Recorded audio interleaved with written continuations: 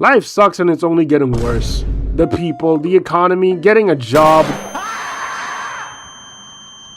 The abysmal gas prices that leave you with the soul-crushing agony that is an empty wallet.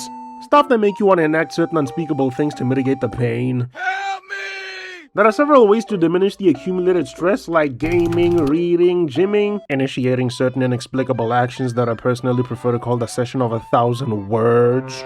However, other procedures exist, but bro, it's bad enough that life is plowing me in various positions that aren't even documented in the goddamn Kama Sutra. In an attempt to alleviate that accumulated stress by conversing about interest with like-minded individuals, I gotta come across some scrub with the most abhorrent, the most bamboozling name known to man, spouting some BS that makes Jesus question religion, like some nonsense that is genuinely comparable to like a mixture of every single slur that has been spouted since the inception of Call of Duty. What am I talking about? Social media. It's literally comprised of a bunch of nerduels. It is an egregious amalgamation of excrements from some of the most vile conceptions on the face of the earth. But you better know that expressing your love for a particular thing on social media is a one-way ticket to getting crucified decisively. Immediate reaction from basement dwellers on there when someone loves something is, Nigga, did I just catch you having fun?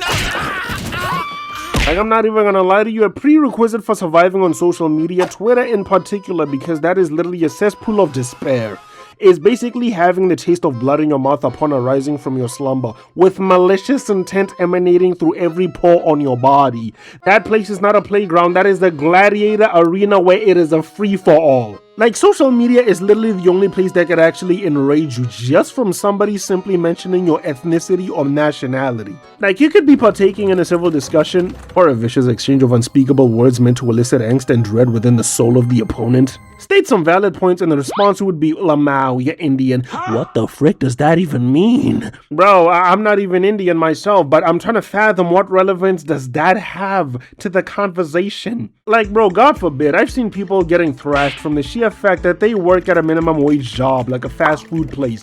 Like, people can't even put food on the table anymore, buy themselves nice things with a bit of income from a goddamn job, because apparently that's unacceptable. Now, I like my fair share of media, anime being the number one due to the exploration of particular themes that are enlightening or somewhat scandalous or shameless, but still executing them in a manner that is very fulfilling. I will tell you something very fascinating. Prepare to engage in immediate hand-to-hand combat in the anime community, because there is nothing fulfilling about engaging with some people in there. Like, they hate the creators of some of the shows they like. I think the anime community are the only group of people that I've seen make an author's name synonymous with a very incorrigible and disreputable white supremacist group. I beg your pardon? How do you justify this nonsense? Like, I'm not gonna lie, if you could convert the negative energy that Horikoshi has received throughout the entire run of MHA into electrical energy, it could power every single electrical device in the Milky Way galaxy for a millennia. Like, the man once got hatred for drawing Mirko because they thought he drew her white. I'm not even gonna lie to you, this man had the most insane resilience on the face of this earth, because I would blow this freaking space rock off the face of the universe. Like, I don't know how I would go about acquiring such weaponry that would allow me to perform such an act, but listen, where there's a will, there's a way. You will suffer for making me suffer. Other creators often receive harassment because their manga doesn't align with the reader's preferences, and honestly, there's a solution to this problem. It's easily executable. A single brain cell is actually sufficient for this, and that's simply finding another manga or anime that you vibe with. You don't like high school romance stories anymore? Listen, I can assure you that a single Google search could actually tell you that you're not the target demographic anymore.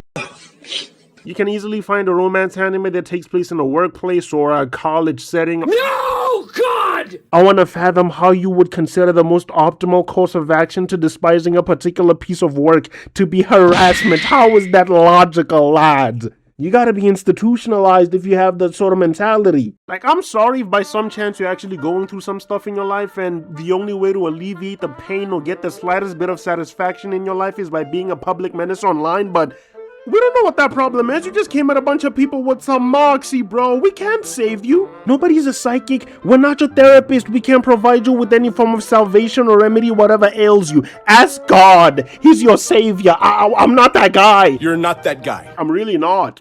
It's like a lot of people continuously ask themselves, how come everyone around me doesn't seem so broken? Like, people will try to drag you into the pit of despair and misery. Like, honestly, that's pathetic behavior. Crazy thing is, people often try to justify their actions by saying some nonsense like, oh, I was just providing a little bit of criticism, that's all. There's a massive difference between providing criticism and being an asshole. You are the latter. Yeah, that's all I gotta say. For the sanctity of your well-being, get off social media and get some vitamin C. It's very good for your skin. Like, subscribe if you enjoyed this nonsense, and press all the things that require pressing. Until next time. Subscribe, motherfucker.